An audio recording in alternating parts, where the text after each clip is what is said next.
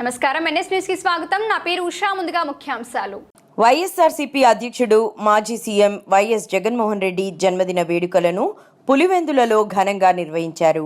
శుక్రవారం పులివెందుల పట్టణంలోని స్థానిక బిఎస్ఎన్ఎల్ కార్యాలయ సమీపంలో ఏర్పాటు చేసిన వైఎస్ జగన్ జన్మదిన వేడుకల్లో ఎంపీ వైఎస్ అవినాష్ రెడ్డి పాల్గొని సర్వమత ప్రార్థనలు నిర్వహించారు. ఈ సందర్భంగా MP YS Avinash Reddy YS Jagan జన్మదిన కేకును కట్ చేసి వైసీపీ శ్రేణులకు అభిమానులకు పంచిపెట్టారు. మందవాసరే మధ్యాహ్నకాలే శుభలగ్నే శుభనక్షత్రే ఏవం గుణ విశేషణ విశిష్టాయాం అస్యాం శుభతితో అస్యజమానస్య గోత్రోద్భవస్య కుంభాల గోత్రోద్భవస్య యజమానస్య వైఎస్ జగన్మోహన్ రెడ్డి వయస్య సహకుటుంబస్య సహకుటుంబానాం सर्वे जना सुखिनो भवन्तु. अस्माकं सहकुटुम्बानां क्षेमस्थैर्य धैर्यस्थैर्य विजय वीराभयायुवारोग्यैश्वर्य वृद्ध्यर्थं धर्मार्थकाममोक्षसिद्ध्यर्थं श्री वैदिक वीरसेवाकारेण ध्यान आवाहनादि षोडशोपचार पूजांच श्री महागणपति पूजा सरस्वत्यर्थं द्रव्यशुद्ध्यर्थं आत्मशुद्ध्यर्थं तदङ्गकलश पूजांच करिष्ये.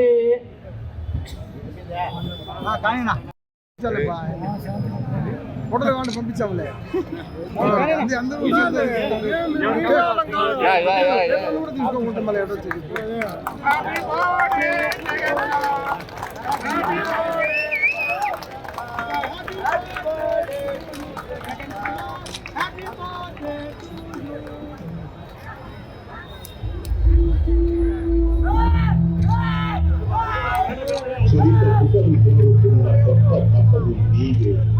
విధి కూడా బలవచ్చే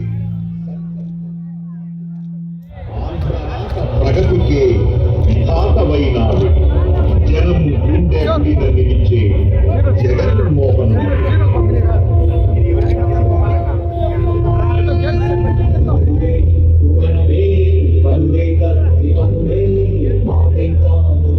దిగితే మనము కాదు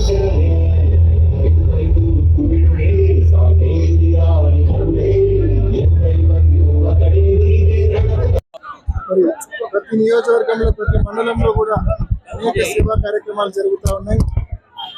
ఈ సందర్భంగా జగనన్నకు జిల్లా ప్రజానీకం తరఫున మనస్ఫూర్తిగా జన్మదిన శుభాకాంక్షలు తెలియజేస్తూ ఆ దేవుడి ఆశీస్సులు మెండుగా జగనన్నపై ఉండాలని, మంచి ఆరోగ్యం ఇవ్వాలని, మంచి బంగారు భవిష్యత్తు ఈ రాష్ట్రానికి జగనన్నకు ఉండాలని మనస్ఫూర్తిగా భగవంతుని కోరుకుంటా ఉన్నాం.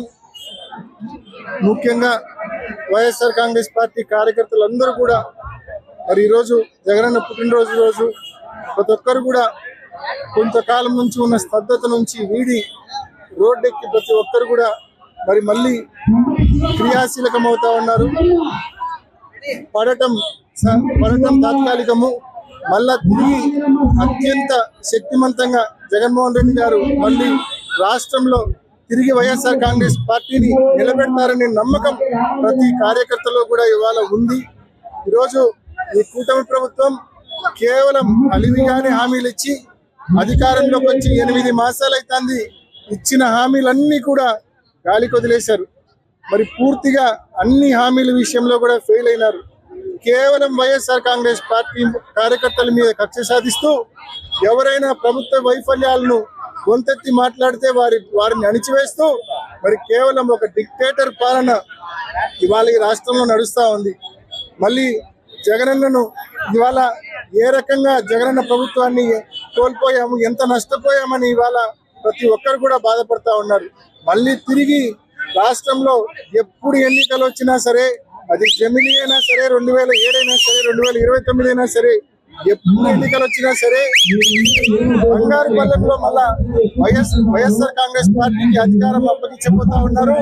తిరిగి జగన్మోహన్ రెడ్డి గారు తిరుగులేని ఆధిక్యంతో దేశంలోనే శక్తివంతమైన నాయకుడిగా అవతరించబోతా ఉన్నారనే విషయాన్ని కూడా స్పష్టంగా తెలియజేస్తా ఉన్నాం.